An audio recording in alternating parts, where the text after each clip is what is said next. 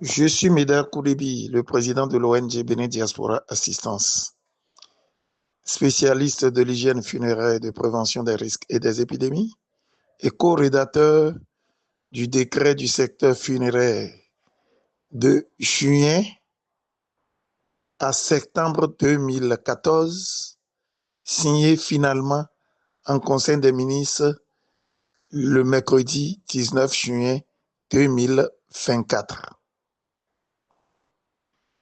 Et la signature de ce décret est une très bonne chose. Ça va dans l'intérêt du peuple béninois. L'état des lieux avant la signature du décret est catastrophique. Les contaminations de défunts vivants sont légion. Les mineurs de 8 ans, 9 ans lavaient les cadavres dans les morgues. Les mineurs de 8 ans à 12 ans faisaient le travail de fossoyeurs dans les cimetières du Bénin. Les trafics d'organes s'opéraient dans certaines morgues au point où, de temps en temps, on les démasquait, les vols de cœur, de pénis, de testicules, de langue. Il y en a beaucoup d'arrestations et beaucoup de condamnations. La vente des jus de cadavres, n'en parlons plus. Très dangereux pour la santé du peuple béninois.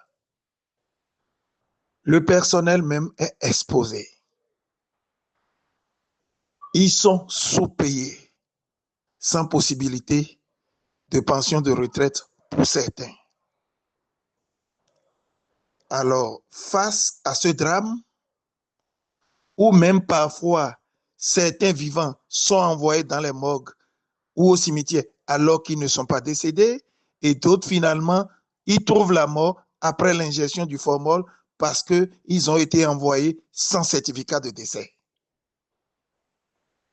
Eu égard de ces assassinats, le président a finalement pris ses responsabilités après des années de combat de la part de notre ONG, Bénin Diaspora Assistance, qui a alerté l'opinion nationale et internationale, organisé plusieurs formations pendant des années. Qu'est-ce que ce décret va changer dans la vie du peuple béninois?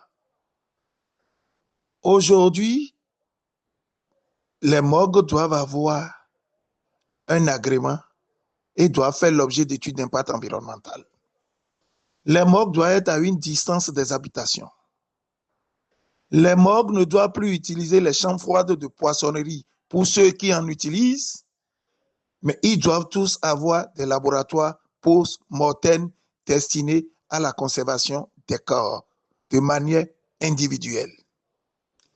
Les morgues n'auront plus le droit de surcharger les corps, ceux de méningite sur tuberculose, ceux de tuberculose sur ceux de choléra, sur ceux de Lassa, ceux de Lassa sur ceux de la maladie de Creutzfeldt-Jakob. Ce ne serait plus possible. Ce qui va mettre fin et réduire de manière drastique les contaminations de fins vivants.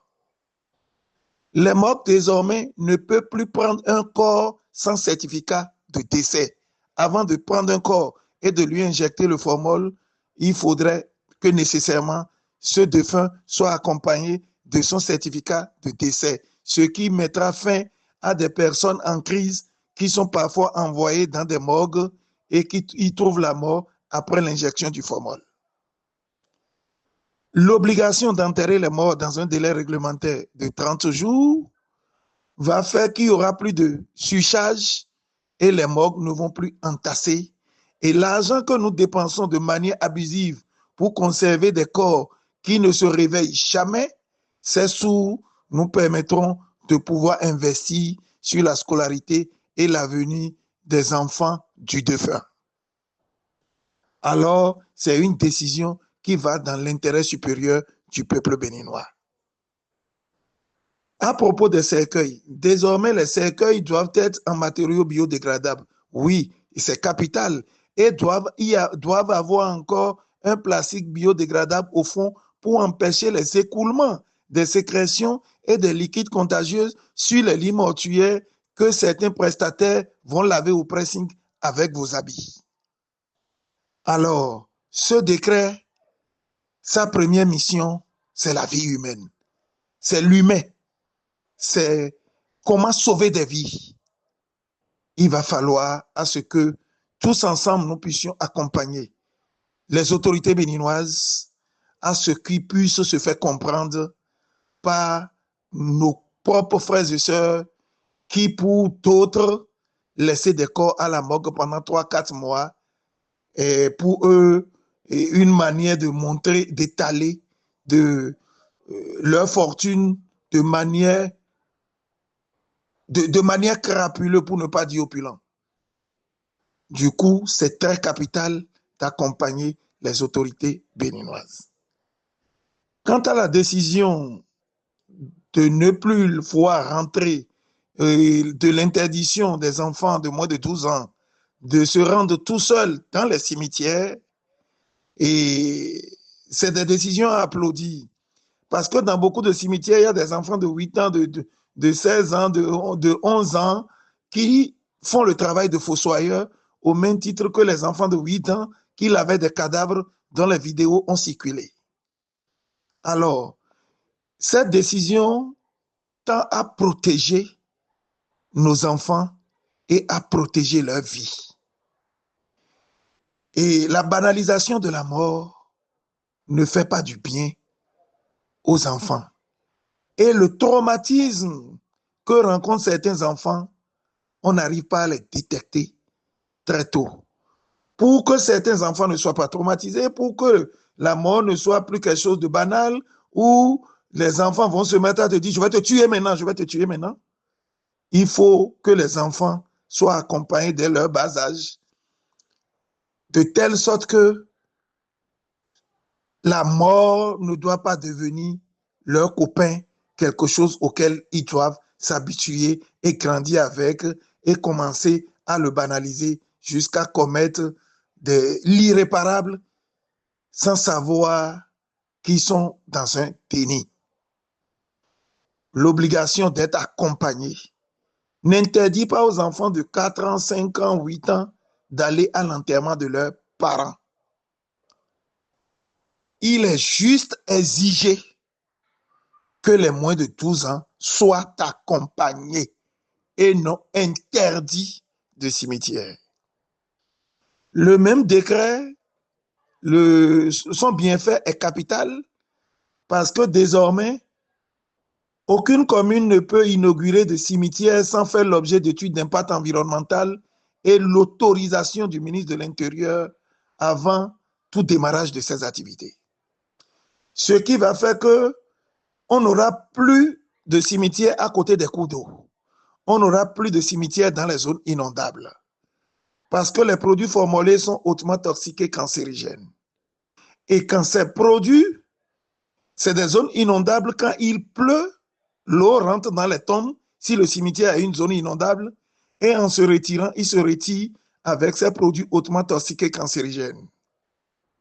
Et c'est ce que le voisinage immédiat de ces cimetières, c'est ça qu'ils boivent dans leur pu. Ça fait que ceux qui sont à moins de 100 mètres des clôtures de cimetières et qui n'ont pas de l'eau potable de la Sonèbre et qui utilisent des forages pour leur pu, c'est des gens qui s'infectent, qui se tuent à petit feu en utilisant leur pu. Du coup, cette réforme va permettre de sauver des vies et va éviter à ce que les populations ne puissent pas continuer éternellement à s'empoisonner. Surtout que dans notre pays, les gens enterrent à tout vent, sans aucun contrôle. C'est pour ça que les inhumations à domicile désormais sont régies et soumises obligatoirement à une autorisation qui permettra aux élus locaux de dire le bon endroit où on peut faire la tombe sans contaminer le pu du voisin immédiat. Le dosage de scalite qu'il doit y avoir dans la tombe pour pouvoir rendre cette tombe étanche pour empêcher toutes sortes d'infiltrations. Ce qui fait qu'en un mot, ce décret est capital et c'est pour la première fois que l'humain a été au cœur de de cette réforme.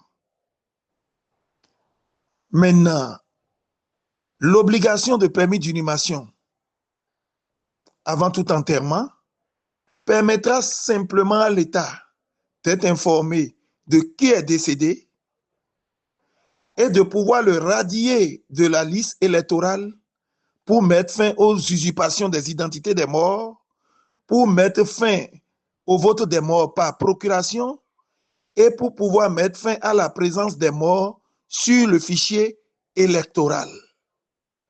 Surtout des gens qui vont jusqu'à créer des sociétés au nom des morts ne pourront plus le faire facilement si le mort est déclaré et que l'ANIP a le fichier national des défunts béninois. Son utilisation ne peut plus être possible.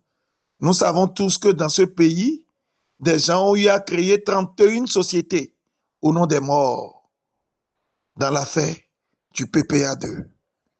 Alors, pour une première fois, nous appelons l'ensemble de la presse, l'ensemble des chefs de famille, l'ensemble des leaders à procéder à la vulgarisation de ce décret, à sensibiliser leurs proches afin que tout le monde puisse avoir la même compréhension de ce décret et qu'on puisse en faire notre bréviaire national que toutes les familles doivent consulter, doivent utiliser quand ils ont un décès pour savoir ce qu'ils doivent faire, ce qu'ils ne doivent pas faire, dans quel délai il faut enterrer leurs proches. Quant au corps sous décision de justice, l'article 57 de ce même décret a tout réglé.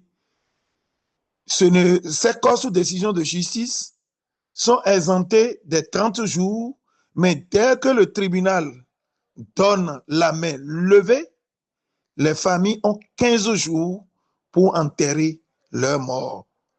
À défaut de ça, après 90 jours de corps dans une morgue, l'inhumation se fera simplement dans une fosse commune, sauf les corps sous décision de justice.